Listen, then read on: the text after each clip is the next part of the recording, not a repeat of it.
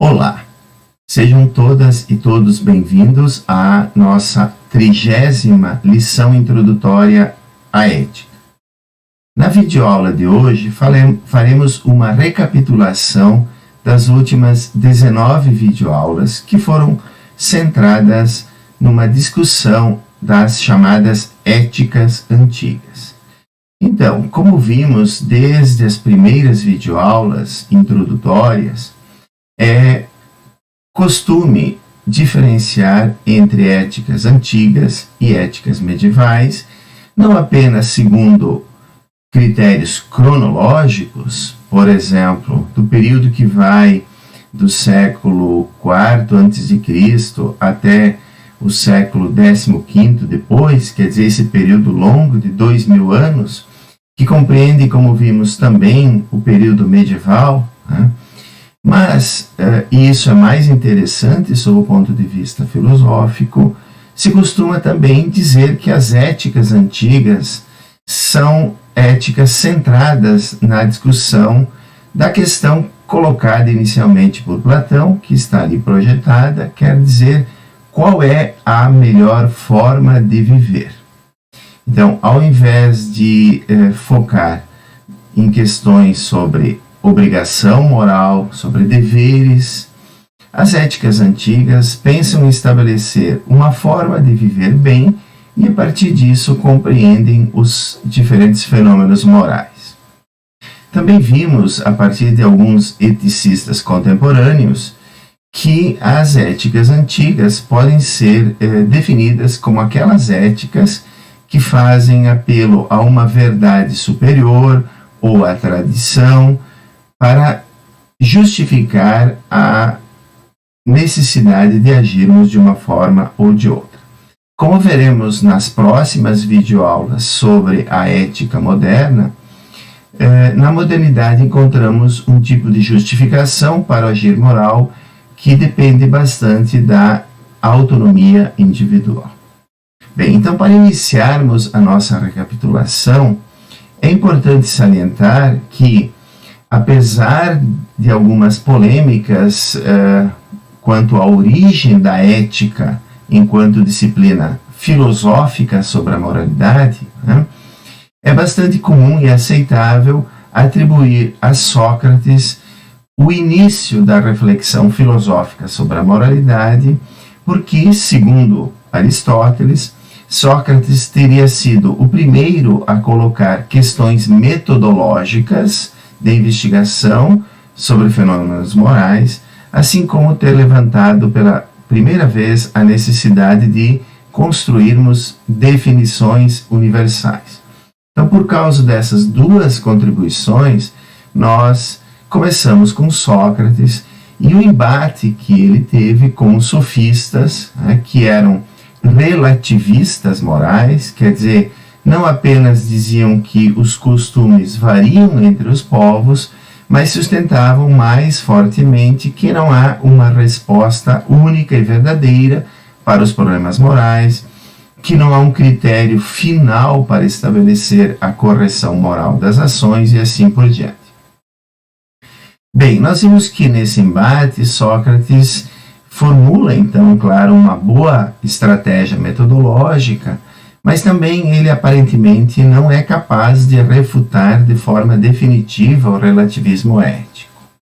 Vimos que algumas escolas socráticas menores, né, inclusive atribuem um certo ceticismo moral ao próprio Sócrates. Todavia, a escola predominante, né, ela começa com Platão e procura reforçar, a partir do pensamento filosófico de Sócrates, algumas teses que se tornaram predominantes e tradicionais, que buscam mostrar, enfim, que o relativismo ético não é verdadeiro. Então, como vimos, né, principalmente na obra A República, de Platão, há uma discussão, por exemplo, sobre justiça, que procura mostrar que existe sim uma eide, um conceito, uma ideia de justiça que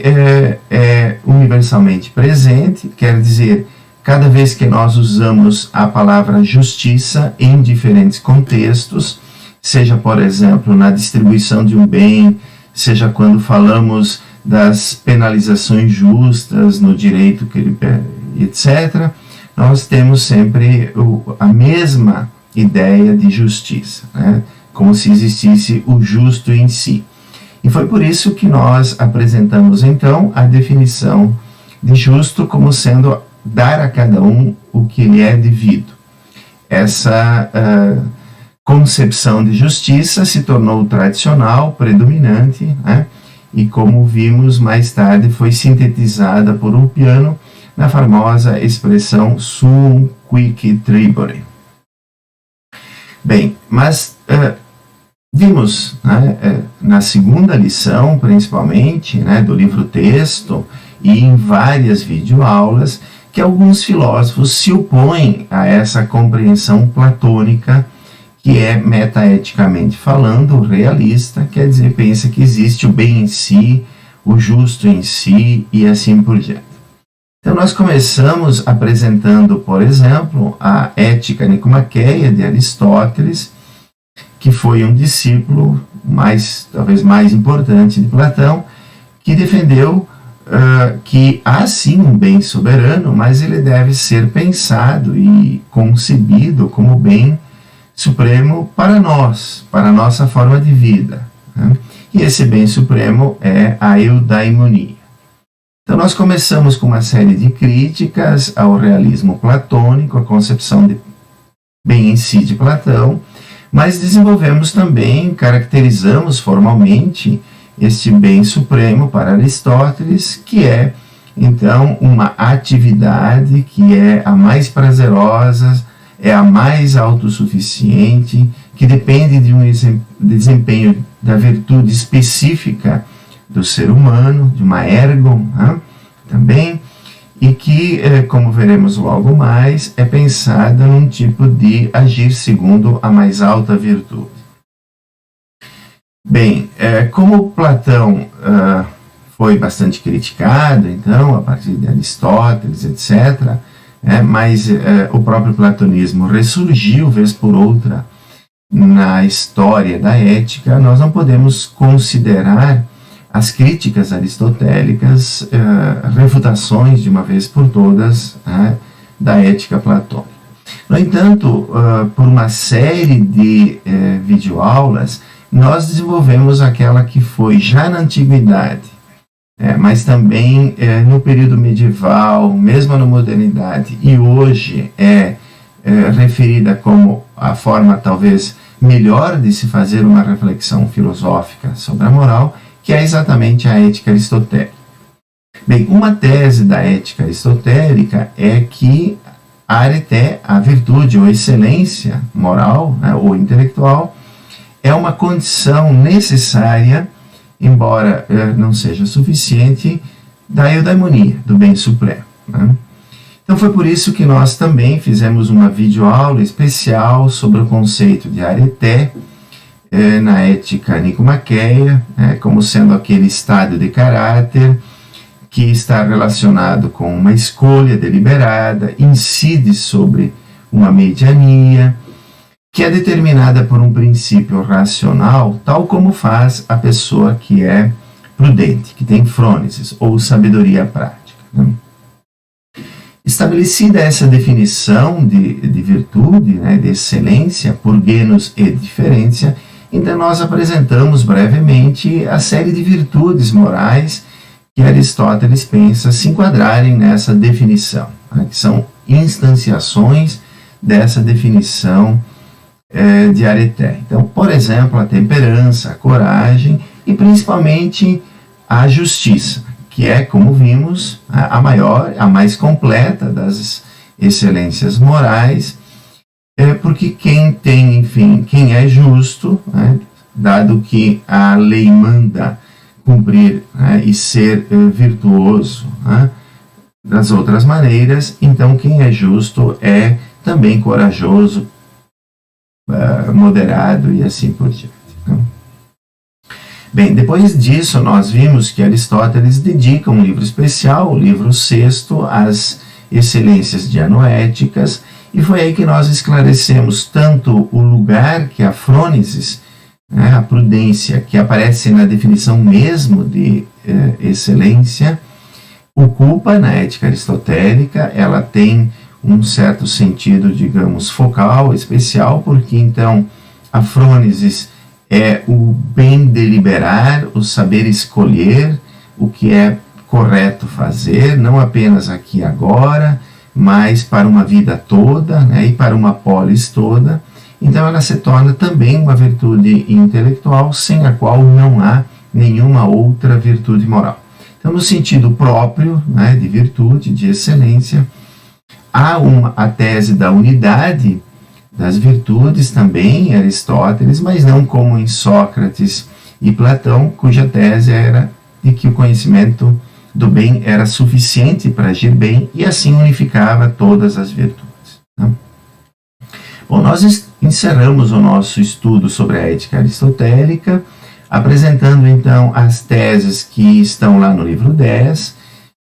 onde Aristóteles retoma uma certa discussão sobre a vida dedicada aos prazeres, recusa o hedonismo, até aceitando um argumento de Platão, e estabelece que a vida teorética, a vida dedicada à sabedoria, aos estudos científicos, filosóficos, é o exercício daquilo que nós temos de melhor em nós, a nossa racionalidade,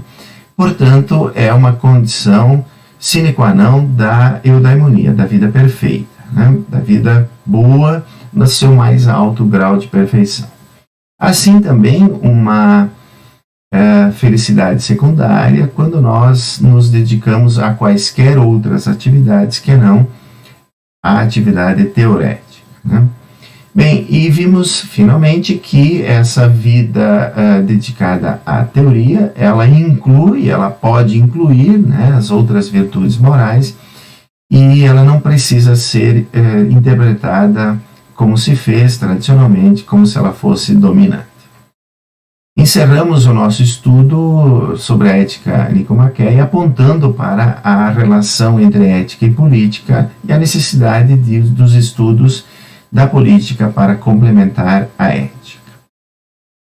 Depois de Aristóteles, vimos no período helenista a polêmica, principalmente entre epicuristas que desenvolvem um tipo sofisticado de hedonismo e os estoicos. Então, os estoicos, de alguma maneira, voltam a uma tese socrática, dos cínicos também, de uma escola socrática menor, que sustentava que a virtude era a condição suficiente para a vida feliz, para a vida boa, para a eudaimonia. Então, desenvolvemos um pouco essa tese, mostramos que tipo de aproximação e quais eram as diferenças em relação ao epicurismo, e vimos como os estoicos, seja através da noção de lei natural, seja a partir das primeiras investigações sobre os deveres, em Zenão e principalmente em Cícero, eles fazem contribuições significativas para a ética, e é dessa maneira que o estoicismo, tanto quanto o epicurismo, se tornaram correntes éticas que influenciaram toda a história da ética. Bem, e aqui então vale a gente salientar que se há alguma expressão que seja importante clarificar do ponto de vista contemporâneo, sobre o que é uma ética de virtudes, se por essa expressão nós entendemos a tese de que as virtudes são suficientes para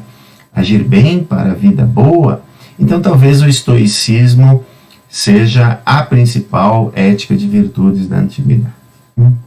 Claro, há toda uma polêmica em relação a isso, como foi dito, muitos hoje, quando voltam à antiguidade, pensam que a ética de Aristóteles é a melhor expressão de uma ética de virtudes. Quer dizer, eventualmente, porque lá nós encontraríamos o critério da correção da ação, específico de uma ética de virtudes, que é fazer aquilo que um agente com determinadas qualidades de caráter, excelências ou virtudes, né, faria em determinadas circunstâncias, além da tese de que as virtudes são intrinsecamente valiosas, que elas são, enfim, há uma pluralidade de virtudes e assim por diante. A primeira tese de que, enfim, a ação correta é aquela que o agente virtuoso faria nas devidas circunstâncias, é uma tese, como vimos, que talvez não tenha sido sustentada por Aristóteles, ao menos não nos termos atuais, né? É bem verdade que o modelo, né, da ação pode desempenhar um papel importante na vida moral, mas ele não é o critério exclusivo da correção das ações. A gente encontra, claro, o louvor, né, ao modelo de determinadas virtudes, como, por exemplo, nos estoicos, em Marco Aurélio, etc., mas essa tese, enfim, ela é polêmica em relação à própria ética aristotélica. Por isso nós voltaremos, quando tratarmos, né, em videoaulas futuras, da ética de virtudes contemporânea, a uma discussão sobre se a ética aristotélica é ou não uma ética de virtudes. Bem, nós encerramos então, né, as nossas videoaulas sobre esse período, apresentando, né, alguns temas de ética antiga, né, mas que para nós inclui também a ética medieval, porque durante todo o período medieval a tese metaética principal era que, enfim, bom ou correto era aquilo que era ordenado por uma certa divindade, né? Então nós vimos que, principalmente nas religiões monoteístas, seja no cristianismo, no islamismo ou no judaísmo, essa tese metaética persiste em diferentes autores. Bem, dedicamos uma videoaula especial a Agostinho de Hipona, né? Principalmente porque ele é um dos primeiros a formular o que a gente poderia chamar de ética do amor, né, que é uma expressão principal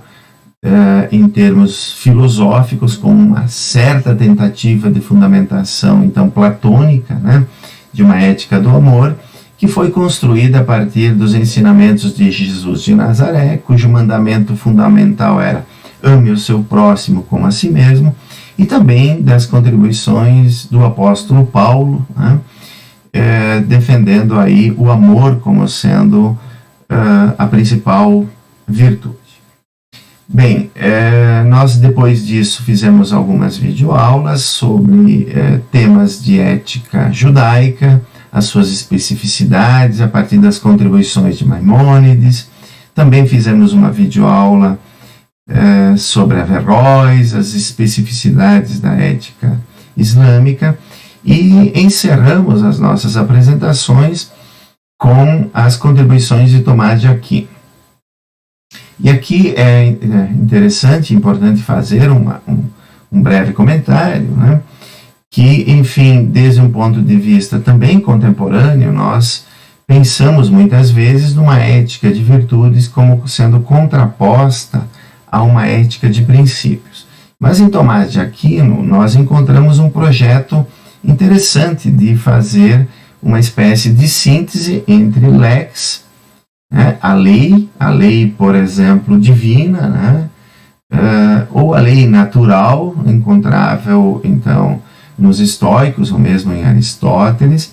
e a virtus, quer dizer, as excelências morais gregas. Então, aí uma forma interessante de procurar, via aristotelismo, né,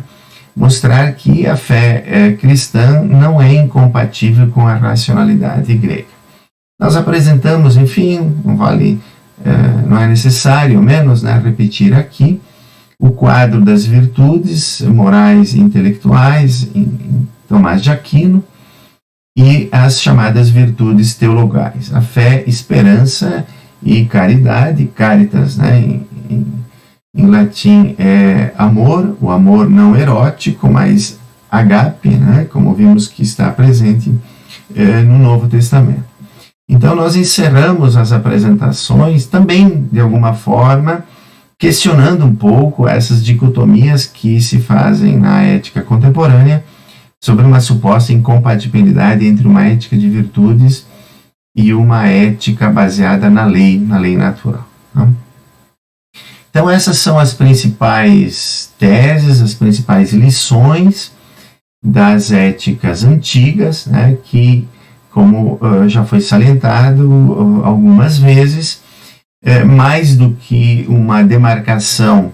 cronológica, nos interessa na discussão filosófica uma diferenciação, uma possível diferenciação conceitual, né, que é até mais interessante para os nossos propósitos e que mostra então que a ética antiga ou as éticas antigas podem sim, grosso modo, serem caracterizadas como éticas de virtudes, sob o ponto de vista normativo, mas que há exceções, né, por exemplo, a própria ética judaica, né, talvez seja, assim como há já projetos interessantes de compatibilizar a lei e a virtude, bastante inspirado em Aristóteles, porque, como vimos no livro 5, né, há vários questionamentos, não só sobre se a ética aristotélica é, no sentido atual, uma ética de virtudes, mas se Aristóteles é um particularista na ética ou ele continua dentro de uma tradição socrático-platônica, né, defendendo o universalismo. Bem, com isso, então, nós finalizamos a nossa apresentação das principais contribuições da ética antiga. Convido todos e todas, a partir do próximo semestre, a acompanhar 20 lições sobre a ética moderna, né? E, então, assim, encerrando essa apresentação mais histórica da ética, porque as últimas videoaulas, então, serão mais temáticas, dedicadas a problemas e temas da ética contemporânea. Até lá!